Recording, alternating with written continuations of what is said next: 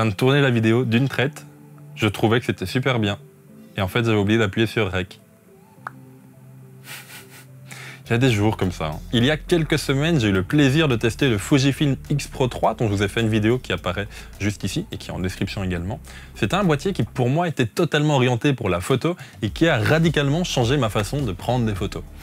Quand je l'ai remis, Fuji m'a proposé de tester le Fuji X-T3, qui est un boîtier qui n'est pas nouveau du tout. Il est sorti même fin 2018 ou début 2019. C'est un boîtier qui a énormément de similarités avec le X Pro 3 et qui pourtant est totalement différent. C'est genre pas du tout les mêmes. Alors je vous l'ai dit, c'est un boîtier qui a déjà un petit peu de temps, c'est pas du tout une nouveauté. Ça n'en reste pas néanmoins un excellent boîtier, mais je vais du coup pas vous en faire une vidéo test complet. Si tu en veux une, je pense que tu l'auras déjà vu. De nouveau, ça fait presque 1 an et demi que le boîtier est sorti.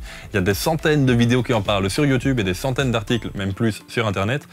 Et donc le but de cette vidéo va juste être de te parler un petit peu de la manière dont je l'ai utilisé et en fait, il m'a quand même pas mal surpris ce X-T3, donc j'ai quand même pas mal envie de t'en parler. Comme je te l'ai dit, du coup, Fujifilm m'a prêté son X-T3 avec 5 optiques, mais il y en a une que j'ai pas trop utilisée, c'est le 18-55. À part ça, ils m'ont prêté le 16 mm 2.8, qui est juste ici, le 23 mm 1.4, le 56 1.2 et le 50-140 2.8. Donc déjà, un énorme merci à eux parce qu'ils m'ont refait, ils m'ont filé un setup dingue, clairement. Et sincèrement, j'ai été pas mal surpris par plusieurs points. Et agréablement surpris.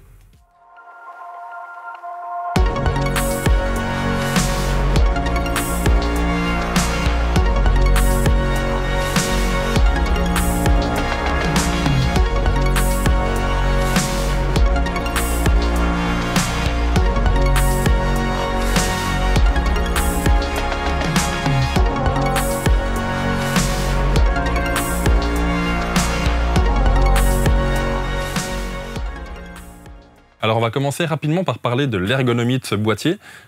Globalement, il est excellent. Je lui donne environ 90-95%. Mais il y a quand même 1 ou 2 points qui m'ennuient un petit peu. Un point qui m'ennuie, c'est la position du mode pour prendre des photos. Ça peut paraître tout bête, mais on a ici, en dessous de la roulette des ISO, une autre roulette avec les différents modes de shoot. On a en premier le mode vidéo, on a ensuite le mode bracketing, la rafale haute, la rafale basse, le mode shoot, d'une seule image. Ensuite, on a un mode surimpression, un mode ADV, Advanced à mon avis, je ne sais pas ce que c'est, et le dernier mode qui est le mode panorama.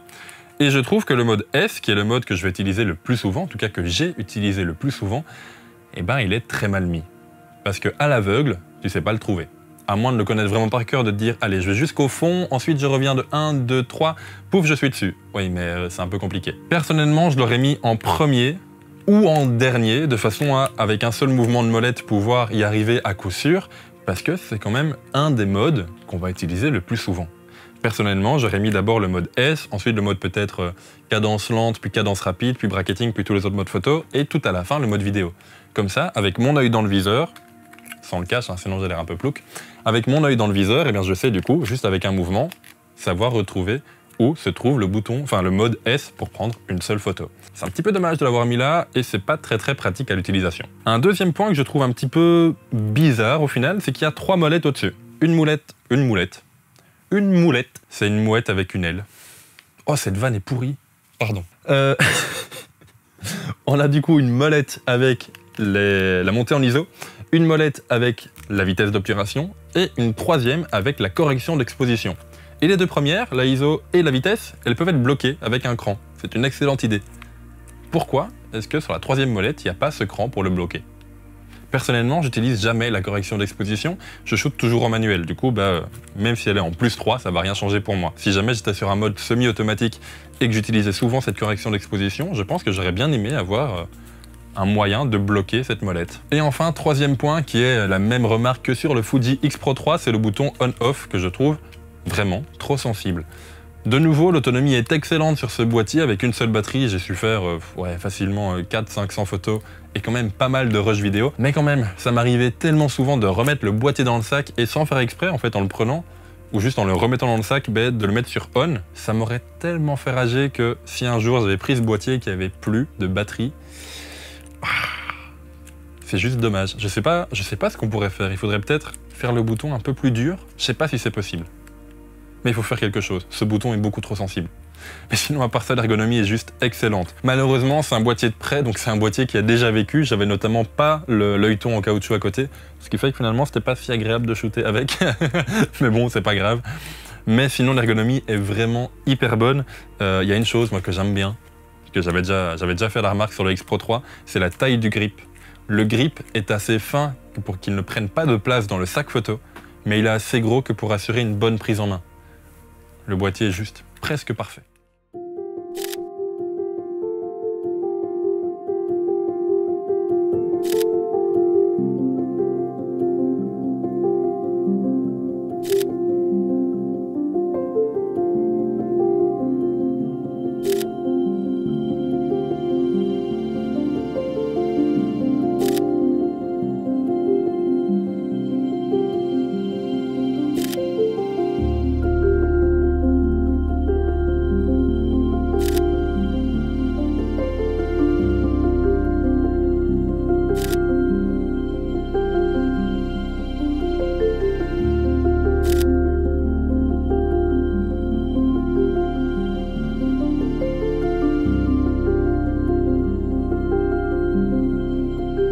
Je me suis pas mal baladé en rando, en nature avec ce boîtier, notamment avec le 16 mm et le 50-140. J'ai pris pas mal de photos de nuit également à Namur, il y a 2-3 semaines je pense, où j'ai utilisé du coup le 23 mm ainsi que le 56 mm, donc j'ai vraiment utilisé les 4 optiques de manière égale presque. Ce sont des optiques déjà juste merveilleuses, sincèrement, elles sont pas trop lourdes, elles sont juste optiquement presque parfaites. L'autofocus est vraiment très bon, il accroche pas toujours au bon endroit comme je viens de vous le dire, mais de manière générale, il est quand même bon. Alors, je sortirai d'ici, à mon avis, 1 à 2 semaines, une autre vidéo qui va vraiment comparer mon mode de fonctionnement avec le Fuji X Pro 3 et le X-T3, qui sont, comme je vous l'ai dit, deux boîtiers qui se ressemblent énormément, mais qui sont au final très différents. Mais là où avec le X Pro 3, j'avais quand même une autre manière d'aborder la photo, si tu as envie de savoir comment, je t'invite du coup à aller la voir. Ici, avec ce X-T3, je suis arrivé à un mode beaucoup plus classique, comme j'ai déjà avec tous les autres appareils. C'est-à-dire que je prends une photo, je la regarde directement. Il y a plus ce petit truc en plus. C'est pas le même boîtier, c'est pas la même manière de prendre des photos, j'ai l'impression. Et donc du coup, si je vais jusqu'au bout de ma pensée, je vais pas prendre les mêmes photos avec un X-T3 qu'avec un X Pro 3. Alors pour résumer, ce X-T3, c'est un boîtier réactif, complet, aussi bon en photo qu'en vidéo. Mais clairement, il y a quand même 2-3 petits trucs dont j'aimerais vous parler. En photo, il est vraiment excellent. J'en ai déjà parlé, mais la qualité des JPEG, la dynamique, les optiques de chez Fuji sont juste magnifiques. Il y a juste 2-3 petits points dont j'aimerais vous parler. Au niveau de l'autofocus, il est bon, mais il n'est pas excellent. Il y aurait moyen de le rendre encore plus accrocheur, plus rapide. J'ai eu quand même pas mal de déchets avec. Je ne vais pas vous montrer toutes les photos que j'ai faites avec, parce qu'il y a beaucoup de photos, période oblige, que j'ai prises en famille aux fêtes de fin d'année. Mais certaines photos que j'ai prises en intérieur, du coup en soirée avec un faible éclairage, l'autofocus accrochait pas toujours au bon endroit. C'est peut-être de ma faute. De nouveau, c'est un boîtier que j'ai eu en main pendant un mois et demi presque. Mais il me manque ce truc. Et de nouveau, il y a un mode Eye Autofocus Face Detection, donc un mode pour trouver les visages des gens, et puis du coup faire le focus dessus, comme on retrouve déjà sur d'autres marques, et il fonctionne pas excessivement bien ici sur le Fuji X-T3. Je dirais même plus qu'il fonctionne pas trop, parce qu'il a réussi à me trouver des visages dans des arbres, lorsque je prenais des photos en paysage. À moins qu'il y ait des fantômes qui traînent devant les arbres, et du coup devant l'optique, il n'y a pas de visage à trouver sur un tronc d'arbre. Normalement. Deuxième chose, au niveau montée en ISO, il est excellent jusqu'à 6400, mais il n'est pas très bon après. Donc, si tu as besoin d'un boîtier qui monte excessivement bien en ISO, je te conseille pas ce X-T3. Par contre, si jusqu'à 3200, 6400 ISO, ça te suffit, si tu n'as pas besoin de monter au-dessus, je trouve qu'à 6400 ISO, il gère encore le bruit de manière juste vraiment magnifique. Il y a du grain, c'est vrai, mais un beau grain. Personnellement, c'est pas dérangeant. Rapidement, avant de passer à la critique vidéo de ce Fuji X-T3, quelques petites précisions. Premièrement, j'ai filmé avec le X-T3 et plusieurs optiques, celles que j'avais en prêt, donc le 16, le 23, le 56, et très peu avec le 50-140 au final. J'ai filmé en 4K, 24 images secondes à 400 mégabits par seconde en F-Log. Et petite précision au niveau de la retouche de l'image, je l'ai étalonné avec le LUT de Monsieur Caméra.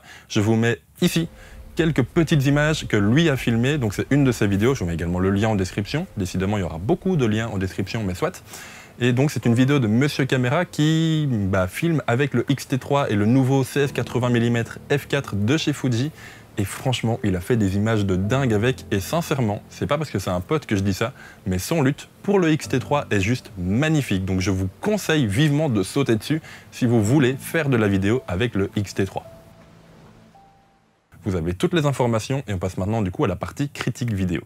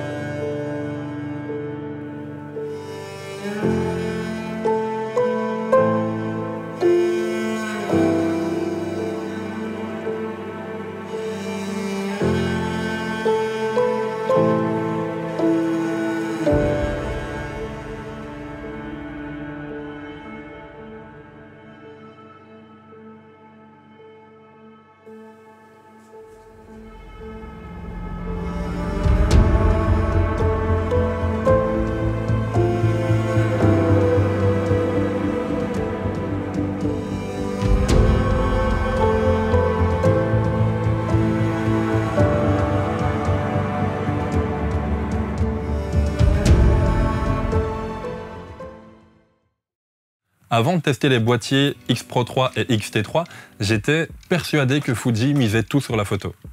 Et c'est clairement pas le cas. Alors, je sais qu'il y a un boîtier qui est le X-H1 qui est beaucoup plus destiné à la vidéo qu'à la photo, mais je pensais que c'était vraiment le seul. Et ici, le X-T3 est un boîtier merveilleux pour la vidéo. Il embarque énormément de paramètres qui le rendent excellent. On a du 1080p jusqu'à 120 images secondes, on a de la 4K jusqu'à 60 images secondes. On a des fichiers qui peuvent atteindre 400 mégabits par seconde. On a du 420 10 bits en interne ou du 422 en externe.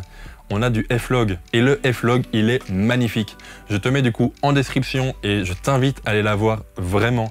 La vidéo de Monsieur Caméra qui en parle. Alors, je ne suis pas du tout sponsorisé pour dire ça, je n'y gagne rien. Mais son lutte pour le F-Log sorti du X-T3, il est impressionnant. Je t'invite vraiment à aller voir cette vidéo. Juste si tu as envie de t'en mettre plein les yeux, elle dure pas hyper longtemps, je pense qu'elle dure moins de 3 minutes. Il a fait des plans avec le X-T3 et le 16-80 mm f4, incroyables.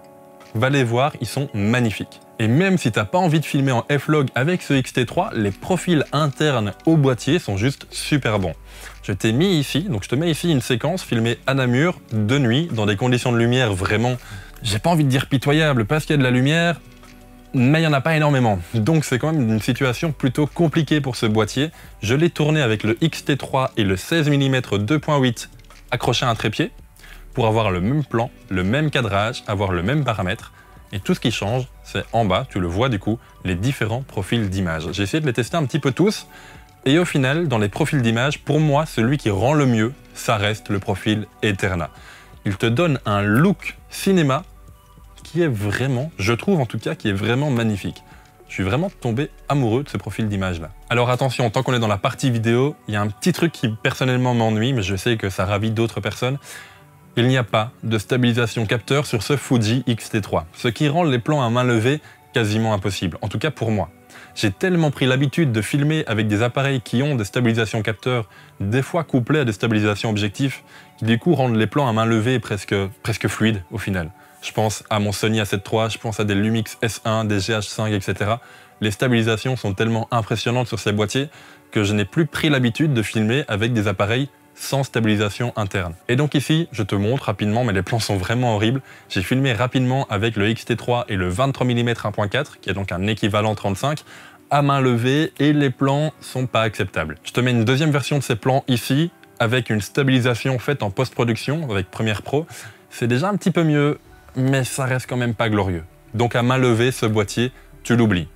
Par contre, il est tellement léger, il est tellement petit, et les optiques sont tellement compactes que tu peux le mettre sans aucun problème sur un petit gimbal comme le Zion Weebill S, ou le Lab, sa version juste avant, ou le Ronin SC, ou même d'autres gimbals, mais ce sont les deux que je connais le mieux. Avec un gimbal, ce boîtier est juste redoutable. D'autant plus qu'il a une autonomie juste folle, et pour la vidéo c'est important. Tant qu'on a à parler de la stabilisation, il n'y a pas énormément d'objectifs chez Fuji qui sont stabilisés. Il y en a un que j'ai pu tester qui est le 50-140, il y en a un deuxième que David de Monsieur Caméra a pu tester qui est le 16-80. Et même s'il n'y en a pas beaucoup, la stabilisation sur ces objectifs est juste monstrueuse. Elle fait, je pense, si je ne me trompe pas, entre 5 et 6 stops. Alors je te montre ici un plan qui est malheureusement dégueu parce que sur tout le temps où j'ai pu tester ce boîtier, il n'a pas arrêté de pleuvoir en Belgique. C'est horrible, surtout que les rares fois il ne pleuvait pas, je devais travailler. Bref.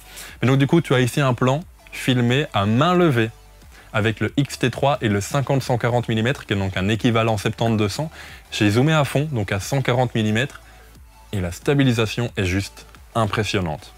Alors malheureusement, c'est une stabilisation qui est plus orientée pour la photo, dans le sens où si tu fais un panneau, donc si tu prends ta caméra et que tu tournes un tout petit peu, tu sais, pour faire un mouvement de caméra à main levée, au bout d'un moment, la stabilisation va lâcher et va te faire un mouvement, en fait. Ça va vraiment décoller, ça va vraiment lâcher. Donc voilà, c'est peut-être pas l'idéal pour filmer à main levée, mais pour le reste, la qualité vidéo est juste monstrueuse. Je m'y attendais absolument pas venant de chez Fuji, encore moins avec le X-T3, mais la qualité vidéo est tellement bonne que je le prendrais peut-être bien pour remplacer mon Sony A7 III. C'est une question que je me suis posée, mais le boîtier est un peu plus petit, tu vas pas jouer à ça. Les objectifs sont bien plus petits, là ça peut se jouer. La qualité des photos en JPEG est juste magnifique.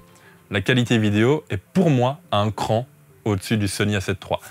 Par contre, malheureusement, au niveau autofocus, ça ne rivalise absolument pas. Donc voilà, c'est une question que je me pose. N'hésite pas, hein, si jamais tu es dans le même dilemme que moi, à me répondre ce que tu ferais ou ce que tu as fait en commentaire. Mais le X-T3 est un boîtier tellement polyvalent qu'il me conviendrait peut-être quand même. Pour conclure, si tu cherches un appareil photo qui est excellent également en vidéo, qui embarque une très bonne autonomie, un autofocus qui est perfectible, c'est vrai, mais qui est déjà très très bon, avec des profils d'image juste excellents pour les JPEG et pour la vidéo, je ne peux que te conseiller ce Fuji X-T3 qui en plus, Fuji embarque des optiques qui sont pas trop chères et en plus il y a plein de versions un peu pour tous, des versions plus compactes, version f2.8 à des versions un peu plus pro f1.4 mais qui sont du coup un peu plus grandes. Il commence à y avoir de tout chez eux avec une qualité optique juste dingue. C'est vraiment une marque vers laquelle il faut commencer à se tourner si tu es amoureux de la photo mais qu'en plus tu as envie de creuser un petit peu en vidéo. Ce sont des boîtiers vraiment au meilleur des deux mondes, et je ne peux que te le conseiller. Comme je te l'ai dit dans la vidéo, je te ferai bientôt une vidéo comparaison, en tout cas une comparaison d'utilisation entre le X-T3 et le X Pro 3. C'est pas la même chose du tout, ils sont excellents tous les deux, mais pas dans les mêmes domaines. Bref, j'espère que tu auras aimé cette vidéo, si c'est le cas, n'hésite pas à laisser un j'aime, un commentaire, et pourquoi pas à partager l'épisode. Une dernière fois, je t'invite vraiment à aller voir la vidéo de Monsieur Caméra que je te laisse en description, qui va te faire adorer ce boîtier en vidéo. Ce qu'il a réussi à en faire m'a juste mis sur le cul. Voilà, peut-être un petit peu vulgaire, mais au moins tu auras compris que j'étais à fond dedans. Bref, j'espère que tu auras passé un bon moment, et puis à la prochaine. Ciao!